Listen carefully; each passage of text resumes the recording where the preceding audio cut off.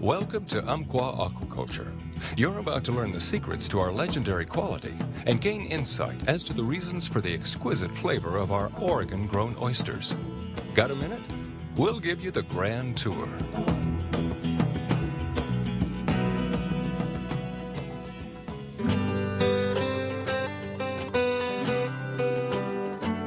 It is widely known in oyster circles that farm location plays the key role in the cultivation of exquisite tasting oysters. In our minds, there is not a better place on earth than right here. The water found in the Unpqua Triangle is very special. Fresh, clean Oregon rainwater blends with the Pacific Ocean in just the right proportions at this exclusive location. The Japanese current caresses the Oregon coast with vast amounts of seawater at just the right temperature. At the 80% saltwater to 20% freshwater blend found here, the growing conditions are ideal, producing clean, firm, slightly salty tasting oyster meat. The water temperature remains at about 51 degrees year-round in our protected growing area. That's important because when oysters get warm, they spawn. Spawning oysters develop an unappetizing, slightly grainy texture. Here, under consistently cool growing conditions, our oysters never spawn. They are delicious year-round. Growing delicious oysters is a process that takes time, up to 4 years. We'll show you how we do it, however, in just a few minutes.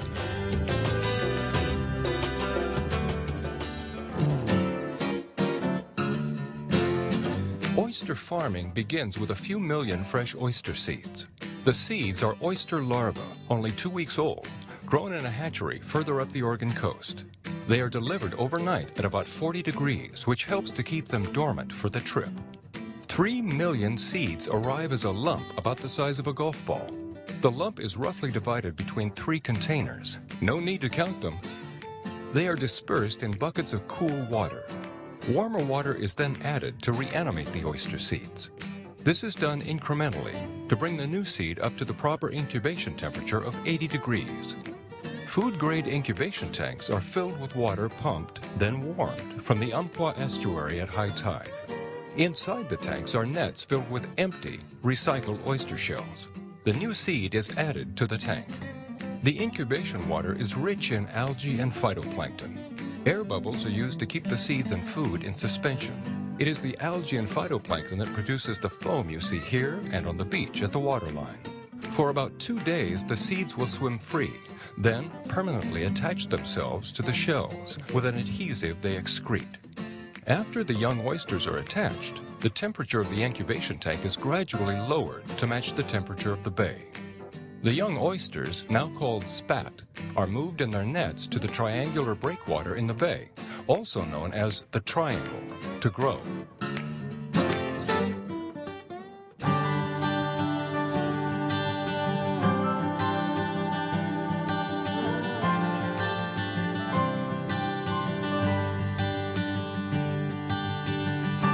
After a month or so in the triangle, the nets of recycled oyster shells with baby oysters attached are raised and returned to the processing center. Individual shells, each now carrying from 15 to 20 young oysters, are inserted at intervals between the cords of a 15-foot length of rope. The young oysters will have plenty of room to grow. These suspended oyster lines form long curtains when returned to the triangle. Each curtain contains nearly 2 miles of hanging oysters. While we're out in the triangle, we take water samples to be tested later in the lab. The oyster curtains bob up and down with the tide for 2 to 4 years in the triangle. And that's another secret to our success. Our oysters never come in contact with the muck at the bottom of the bay. Oysters grown in beds are exposed to air at low tide and mucky sediment when water is present. Most days, each adult oyster will pump 7 or more gallons of water through its system.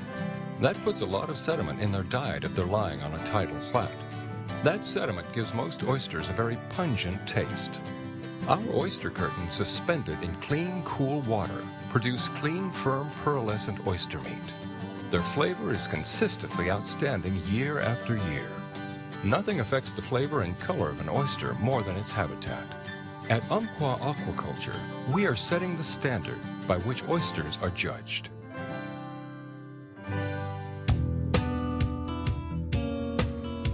Back at the plant, we're cleaning.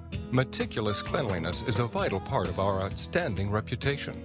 Cleaning takes place each and every day, and once a week, the plant undergoes a full day of cleaning every nook and cranny.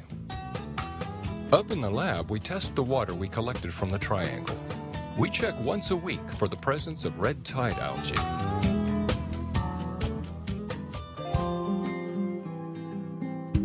After the oysters grow for 2 to 4 years, they're ready for harvest. We motor out to the custom-made harvest barge to gather the mature oysters.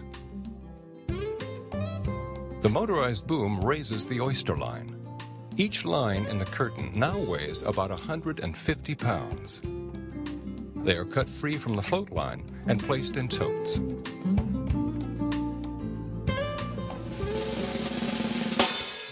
As soon as the harvest is brought into the plant, each batch is assigned a tracking letter for quality control. This letter designation will follow each batch from start to finish. Ice is used to keep the oysters at about 33 degrees from the beginning of processing through delivery. The next stop in the plant is the sorting area. The inspector removes the live oysters from the old recycled shells with an air hammer and breakdown knife. By tapping on the shell, the inspector can tell if the live oyster is tightly sealed. Sealed oysters last longer and stay fresher. They become shell stock oysters. Shell stock oysters are cleaned and sold in the shell in sizes jumbo, medium, small, and extra small. If the inspector hears a hollow sound when he taps, it indicates the shell is not tightly closed. Special knives are used to quickly shuck these oysters. Watch closely as they shuck. Our shuckers are fast, but they also take great care to assure the meat goes undamaged. Once in a great while, they will find a pearl, but it's of such poor quality, it's worthless. Different species of oysters are grown for their pearls, but our oysters are grown only for flavor.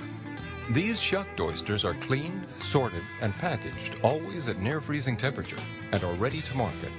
Shucked oysters are sorted as large, medium, small, and yearling.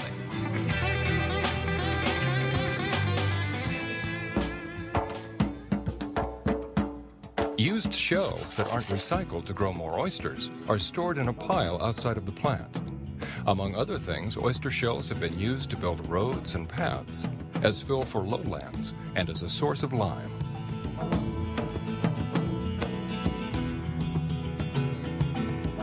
Oysters, as you know, are delicious, but they are also very nutritious. They are high in omega-3 fatty acids and low in cholesterol. They have high mineral content, phosphorus, iodine, and zinc. The shells containing nacre, the material from which pearls are formed, are also ground and used as a dietary calcium supplement.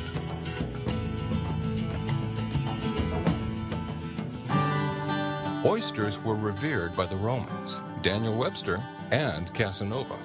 It is reported that Casanova ate 50 oysters while taking his morning bath. They were fed to the Union troops stationed near the sea, and we can only imagine their importance to Antony and Cleopatra. It has been written that a person without a taste for oysters may well be without a soul. We wouldn't go that far, but Unpqua Aquaculture oysters are sought after by renowned chefs and, of course, by everyday connoisseurs of the good life. There you have it, the entire process by which Unpqua Triangle oysters find their way to market. Ask for them wherever you are. Unpqua Aquaculture oysters. Sweet, healthy morsels, rich in flavor, clean in taste.